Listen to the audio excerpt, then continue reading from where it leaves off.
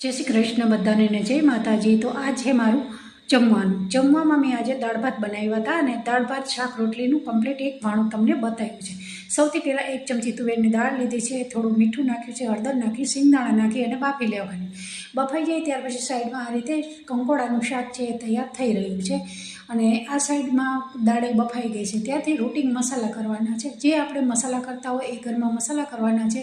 આંબલીવાળી દાળ બનાવવાની છે તો થોડું ગોળ આંબલી નાખી અને સારી એવી દાળને ઉકાળી દીધી છે। ઉકાળી દઈ પછી આ રીતે વઘાર કરવાનું છે, રૂટિન વઘાર કરતા હોય એ જ કરવાનું છે। ખડા મસાલા, જીરું, રાઈ, થોડા લીલા મરચાં, મીઠો લીમડો છે અને સાથે આપણે અહીંયા વઘારમાં અચાર મસાલાથી વઘાર કરીશું તો દાળનો ટેસ્ટ બહુ જ સરસ આવે છે। જરૂરથી એકવાર વઘાર કરતા હો તો દાળનો એમાં અચાર મસાલો નાખજો। તો આ ગરમા ગરમ આપણી દાળ તૈયાર થઈ ગઈ છે।